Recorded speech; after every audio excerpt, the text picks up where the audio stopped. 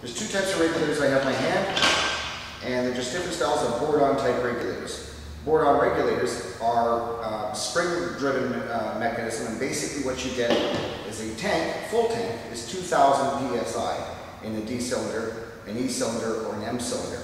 They're all pressurized to 2,000 pounds per square inch.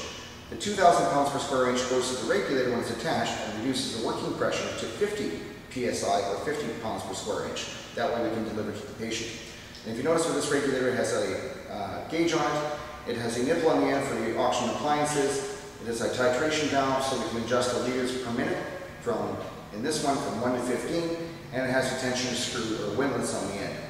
So now that we've cleaned this out and cracked it, I'm going to attach the regulator, making sure the corresponding pin index system actually goes in the appropriate holes. Prior to doing that, I want to make you aware that there is a gas O-ring that must be inside the regulator. That is located here inside every regulator. It's just a press fit. That is on the gas stem. We're going to demonstrate now the different oxygen appliances that you can use, obviously to deliver oxygen. The first one is the nasal prongs, and nasal prongs are used. The next appliance we're going to demonstrate is a non-rebreathe mask, and non-rebreathe mask has a reservoir for concentrating oxygen that the patient actually breathes in. And you have the same face mask. You have a opening on one side, and you have a flat valve on the other, as well as a flat valve at the tip of the reservoir.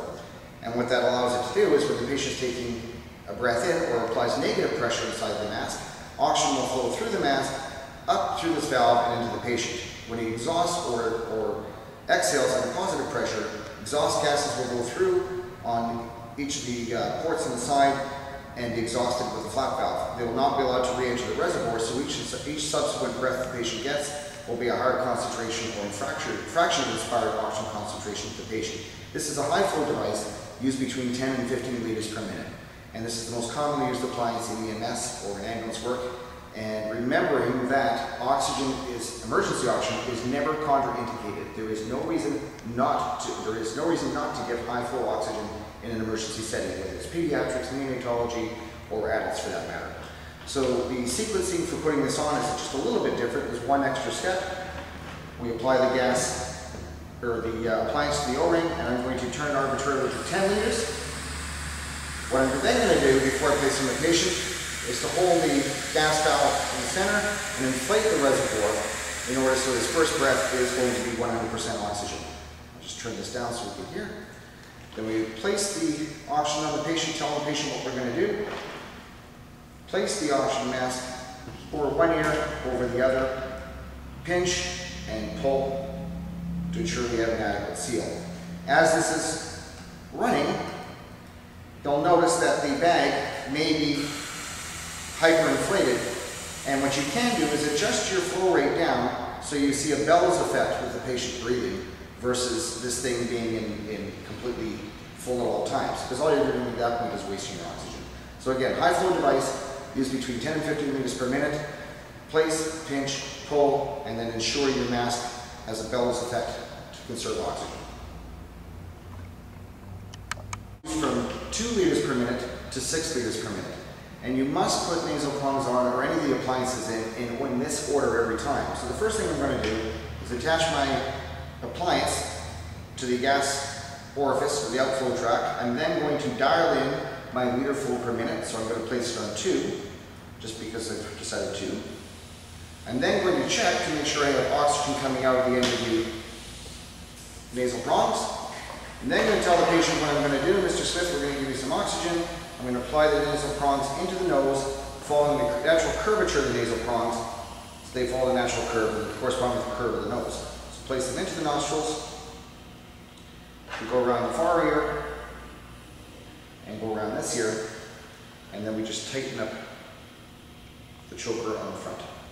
And therefore nasal prongs are on. Always reassess your patient after nasal prongs or any oxygen is being delivered to see if you have an improvement to the patient's overall condition and his respiration rate. If you don't have that in place, the regulator is going to leak, obviously.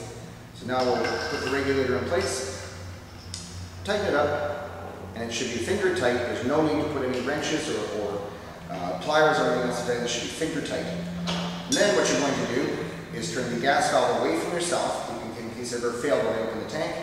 And I'm slowly going to crack the tank and open it.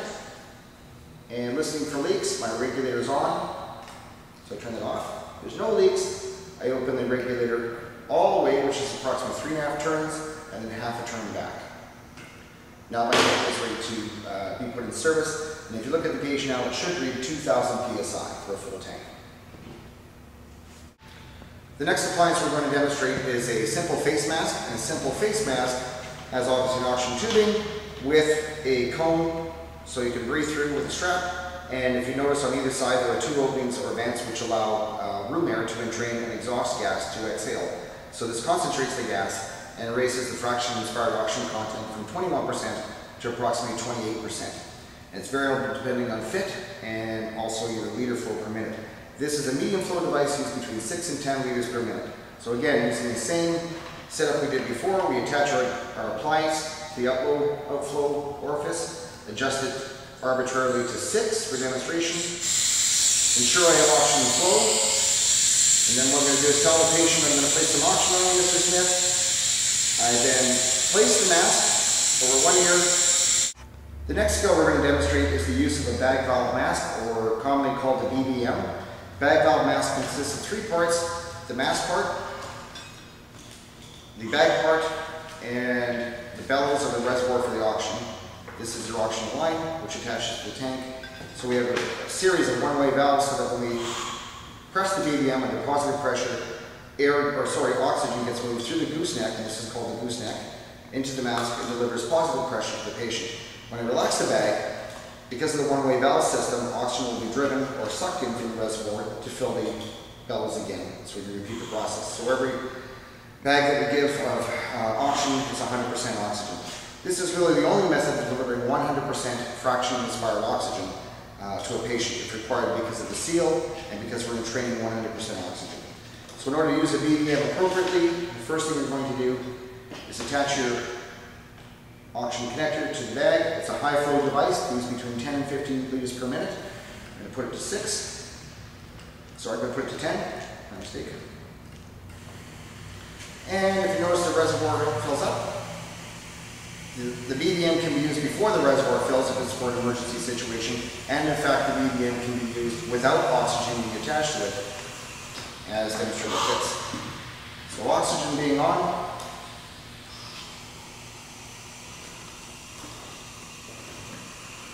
the first thing you want to do when you're bagging a patient or going to bag a patient is to do what's called a C and an E clamp, and we'll start at the beginning making sure the airway is clear. So we open the airway using the head tilt chin lift, 2 fingers under the chin, hand on the forehead, tilt the head back, and then look in the airway to ensure the airway is clear and there's no vomit or anything else in the airway. At that point, we can elect to put in an OPA to bag the patient. But for clarity, I'm just going to show you how to bag the patient now. When you go to put the mask on, you look for the area where the nose goes, and the opposite end drops between the chin and the lip. It's your marker point, and the mask should fit over top of the nose itself. So we've got a good seal or a good distance between the nose and the chin. Then we do a C and an E clamp, so we have our 2 fingers on top of the mask, 3 fingers under the angle of the jaw, and we'll do it on this side to show you clear. So we have 3 fingers under the angle of the jaw, 2 fingers around the mask. We pull back or hyperextend the head and neck, and now when I actually push down with these 2 fingers, pull up with these 3 fingers, I apply a good seal with the mask. So now that I can actually bag the patient and force the oxygen and or air without it into his lungs under positive pressure.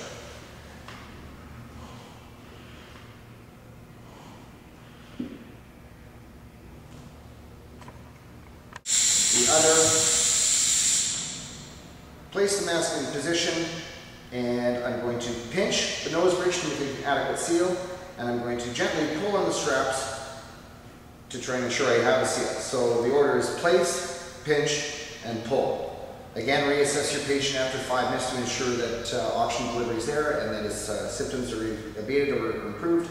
Always reassess your patient every 5 minutes.